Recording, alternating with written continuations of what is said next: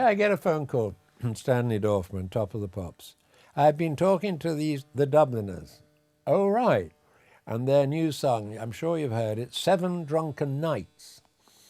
And I said, oh, yeah, I did hear about it. It's apparently very good, isn't it?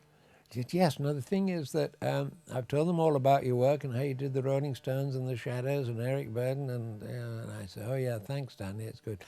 And he said, you know, do you fancy flying to Dublin?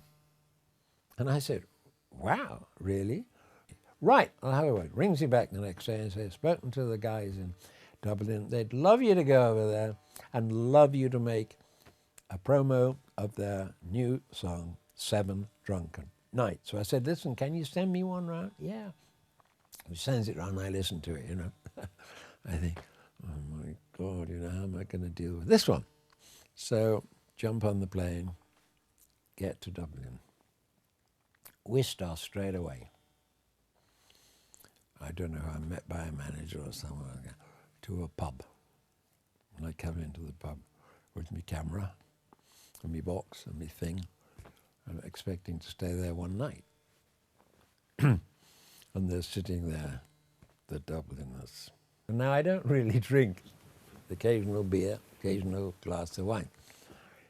But there's no way was this guy, this toff with the posh accent, going to suddenly say, oh, can I have a gin and tonic, please? Or, you know, I only drink Baileys. You know, I don't think Baileys existed in those days. So, of course, I thought, well, you know, got to be one with the boys, you see. So I said, cheers. Or, yeah. Pow, you know, I thought it was just beer. First time I'd ever had Guinness in my life, let alone draft Guinness. Anyway, so we're all looking at each other, and they said, yeah, well, what do you want to do? And I said, well, what do you want to do? He said, well, you know, you heard the record? I said, yeah, great, fantastic. Yeah, right, well, so what do you want to do? He said, well, you know, why don't we go on a pub crawl? So we go out of the pub, and just at that moment, there's a guy going by with a cart and a horse, you see. And he stops and says, ah, the Dubliners, you see. Right. So they say, where are you going, Jim? You know, and he said, we're going down to, you know, the pub. He said, right. I said, listen. He said, what do we get? I said, listen, get on it, you know. So we go to some pub somewhere else, you see. So in we go, oh, yeah, boy, and everything. So I'm sort of thinking about filming and all this kind of stuff and everything. And we went on filming and we did this and they found a hat somewhere and everything and they were doing this and then they played and then they sang a few bits in a bar somewhere with all the smoke and there's this and that and the other, you see. The next thing I remember is waking up the following morning in my hotel room with a very pretty Irish girl with red hair. I didn't have my camera. I had nothing. All I had was the girl. So I sort of got out and I looked at what time. It was about 2 o'clock in the afternoon. I was supposed to be leaving at 5 at the bloody airport. And I had no money. So, and the real problem was that in those days you had to pay tax at the airport. So I'd go to the airport with her and she pays for the bloody tax and everything. And I managed to get on the plane and get back. I get back to London and ring up Anthony immediately and say, well, the bloody hell, what happened to you? I said, well, you went off with that girl. And I said, well, hold on, Anthony, what's the situation? And he said, I said, have you got the camera? And he said, yeah, of course I got the camera. And he said, well, I took it all. I said, what have you done? He said, I've taken it to the lab.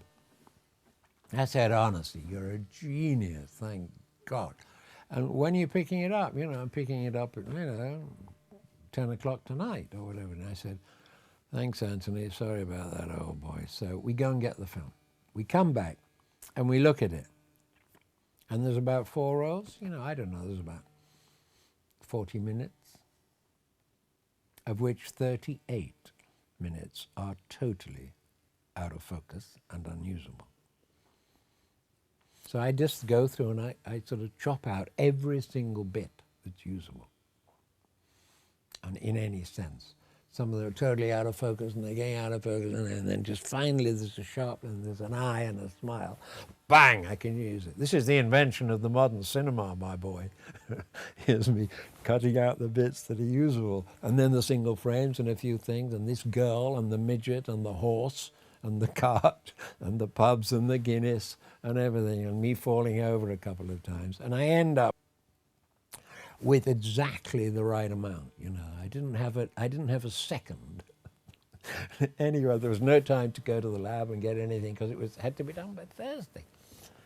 So I ring up Stanley and say, Stanley, there's some bad news. He says, what's that? I said, the lab's fucked up the film. He said, well, what? Can't you do anything? I said, well, I've sort of knocked something together.